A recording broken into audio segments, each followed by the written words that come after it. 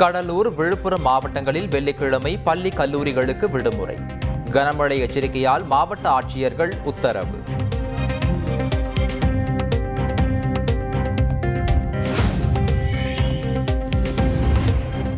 கனமழை எச்சரிக்கையால் புதுச்சேரி மற்றும் காரைக்காலில் வெள்ளி மற்றும் சனிக்கிழமைகளில் பள்ளி, கல்லூரிகளுக்கு விடுமுறை. கல்வி அமைச்சர் நமச்சிவாயம் அறிவிப்பு.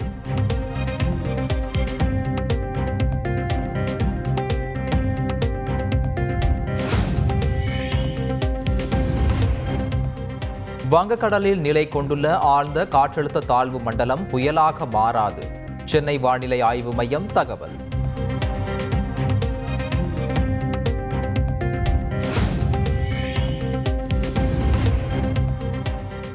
ஆழ்ந்த காற்றழுத்த தாழ்வு மண்டலம் 10 கிலோமீட்டர் வேகத்தில் மீண்டும் நகர தொடங்கியது. வரும் 30ஆம் தேதி காலை காரைக்கால், மாமல்லபுரம் இடையே காற்றழுத்த தாழ்வு மண்டலமாக கரையை கடக்கும் என வானிலை மையம் தகவல்.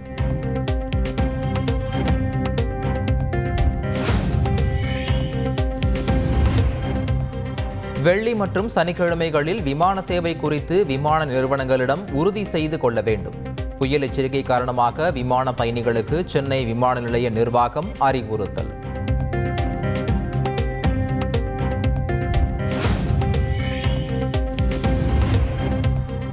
நாகையில் கொட்டி தீர்த்த கனமழையால் நீரில் மூழ்கிய நூற்றுக்கணக்கான ஏக்கர் சம்பா பயிர்களால் விவசாயிகள் வேதனை.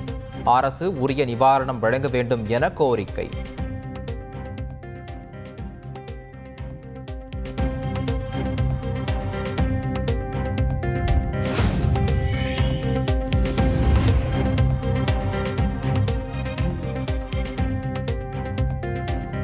வடகிழக்கு பருவமழைக்கு பின்னர் பயிர் பாதிப்புகள் குறித்து கணக்கெடுத்து இழப்பீடு வழங்க நடவடிக்கை எடுக்கப்படும்.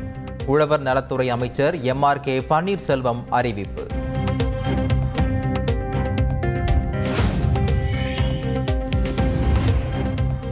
நடுக்கடலில் சிக்கி தவித்த கடலூர் மாவட்ட மீனவர்கள் 6 பேரை பத்திரமாக மீட்டது கடலோர காவல் படைக்கு சொந்தமான ஹெலிகாப்டர்.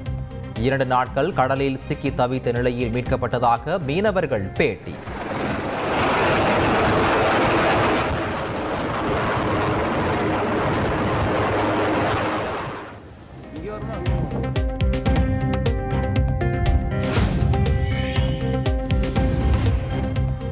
இலங்கை கடற்படையால் கைது செய்யப்பட்ட தூத்துக்குடி மாவட்டத்தைச் சேர்ந்த 12 மீனவர்கள் விடுவிப்பு. வெள்ளிக்கிழமை மாலைக்குள் மீனவர்கள் விமானம் மூலம் சென்னை திரும்புகின்றனர்.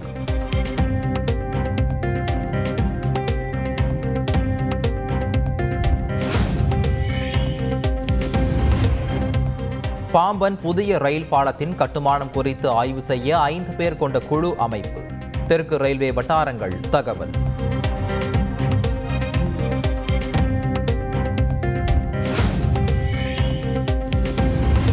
தொடர் கற்றல் மூலமே புதிய நிகழ்வுகள் மற்றும் பாரம்பரியம் உள்ளிட்டவைகளை அறிந்து கொள்ள முடியும். மத்திய கல்வித்துறை அமைச்சர் தர்மேந்திர பிரதான் பேச்சு.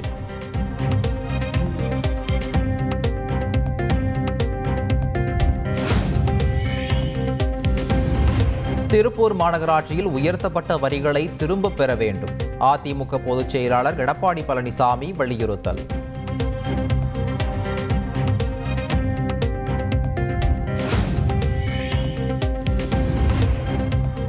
தமிழகத்தில் ரயில்வே திட்டங்கள் தாமதத்திற்கு ஆளும் திமுக அரசுதான் காரணம்.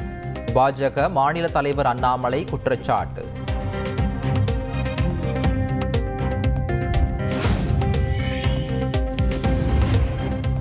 ஜாமீன் நிபந்தனை தளர்வு கோரி நடிகை கஸ்தூரி தாக்கல் செய்த மனு. தமிழக அரசு பதிலளிக்க சென்னை எழும்பூர் நீதிமன்றம் உத்தரவு.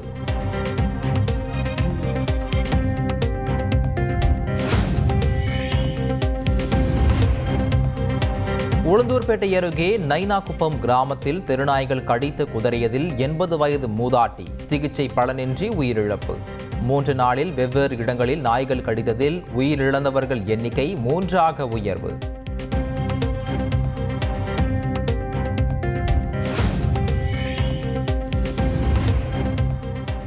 அமலாக்கத்துறை சம்மன் அனுப்பியதை எதிர்த்த வழக்கின் விசாரணைக்கு அரசு தரப்பு வழக்கறிஞர்கள் ஆஜராகாதது ஏன்?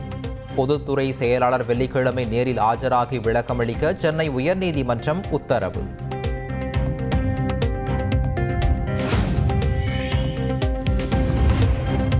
அனைத்து அம்மா உணவகங்களிலும் சாத்தியம் இருப்பின் சிசிடிவி கேமராக்கள் பொருத்த நடவடிக்கை எடுக்கப்படும்.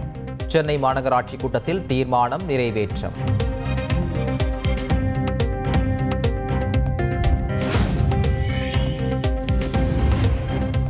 நீலகிரி மாவட்டம் கூடலூர் அருகே தனியார் காபி தோட்டத்தில் வடமாநில தொழிலாளர்களை துரத்திய காட்டு யானை. யானைக்கு பயந்து மரத்தில் ஏறிய வடமாநில தொழிலாளர்கள்.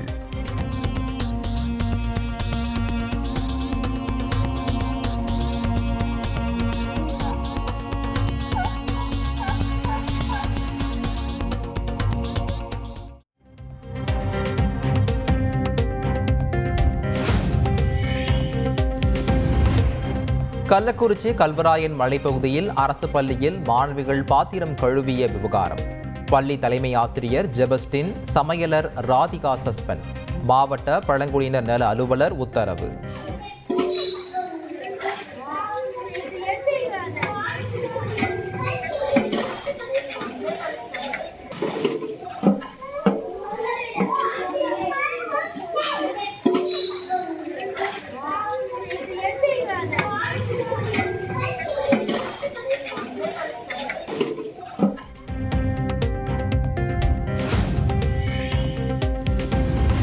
ஜார்க்கண்ட் முதல்வராக இரண்டாவது முறையாக பதவியேற்றார் ஹேமந்த் சோரன்.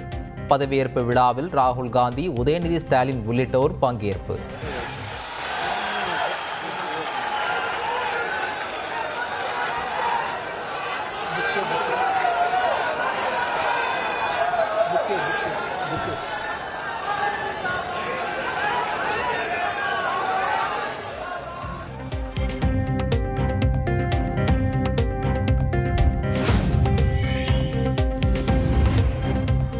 தென்கொரியாவில் நூற்றாண்டில் இல்லாத கடுமையான பனிப்பொழிவு.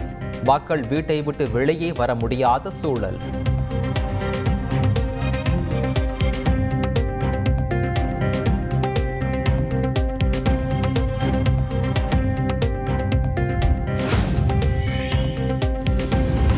இலங்கையில் மழை வெள்ளத்தில் சிக்கி தவித்த யானை கூட்டம்.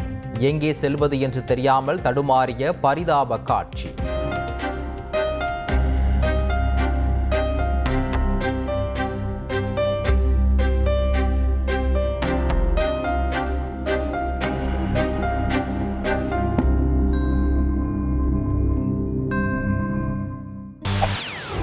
செய்திகளை உடனுக்குடன் தெரிந்து கொள்ள உடனே சப்ஸ்கிரைப் பண்ணுங்க.